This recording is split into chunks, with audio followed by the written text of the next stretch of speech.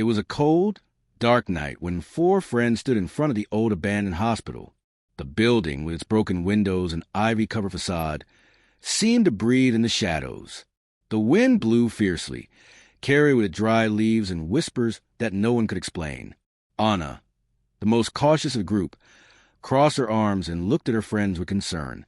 "Are you sure this is a good idea? This place gives me the creeps." Carlos, always the bravest, laughed nervously. "Relax, Anna. It's just an old hospital. What could go wrong?" Lucia, who had always been fascinated by the paranormal, added in a low voice, "They say strange things happened here. Experiments, missing patients." Javier, the skeptic of the group, shook his head. "Those are just legends. Come on, let's go in before we lose our nerve." With hesitant steps, the group approached the main entrance. The door, rusted and half off its hinges, creaked as it opened, as if the building itself were welcoming them. A gust of cold air greeted them, carrying the smell of mold and something else, something rotten. The lobby was in ruins. Overturned chairs, paper scattered on the floor, and silence that seemed to weigh heavily on them. Anna shuddered. "It smells like something dead." Carlos ignored her comment and walked over to a dusty map hanging on the wall. "Look, there's a map here. Let's see if we can find something interesting." Suddenly, a loud thud came from the floor above. Everyone froze, looking at each other. Lucia was the first to speak, her voice barely a whisper. "What was that?" Javier tried to sound convincing, but his voice trembled slightly. "Probably an animal. Rats or something." Anna stared at him. "Rats don't make that noise, Javier." They decided to go up the stairs, each step echoing in the empty building. The shadows seemed to move on the walls, but when they stopped to look, there was nothing.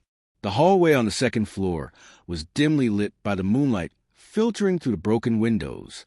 The doors to the rooms were slightly ajar, and a constant whisper filled the air. Lucia stopped, looking around with wide eyes. "Do you hear that? It sounds like someone's talking." Carlos tried to calm her.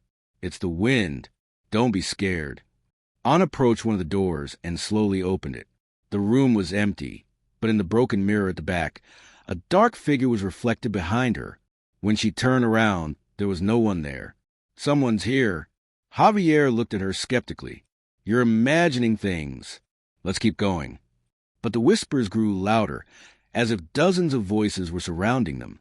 Suddenly, a door slammed shut behind them, making them jump. Carlos, now visibly nervous, said, "I don't like this anymore. Why don't we leave?" Lucia, however, seemed hypnotized by fear. "We can't go back now. Something's watching us." Following the hallway, they reached a room that seemed to have been an operating room. The medical equipment was rusted and covered in dust, and dark stains dotted the floor. The smell was unbearable. Javier walked over to a table filled with rusty tools. This must have been the operating room. "Look, there are still tools here." Anna grabbed his arm. "Don't touch anything. Javier, this place is cursed." Suddenly, the lights flickered, even though there shouldn't have been any electricity. A high-pitched, distant laugh echoed through the hallways, and the shadows in the corners seemed to move on their own. Lucia, on the verge of panic, shouted, "Enough! Let's get out of here." Carlos, pale, muttered, "Wait, do you hear that?" A dragging sound was coming from the hallway, slow but steady.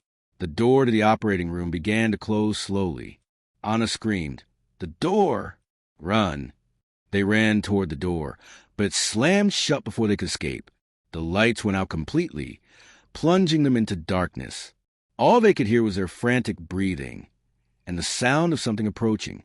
Suddenly, a faint light illuminated the center of the room. A hunched figure appeared, staring at them with hollow eyes. Its voice was a raspy whisper. "No one leaves here." The screams of four friends echoed in the operating room, but when the light returned, the room was empty. Only the echo of their footsteps running down the hallway remained. Outside, the hospital loomed imposingly under the moonlight. A whisper emerged from its walls, carried by the wind. "Welcome to hell.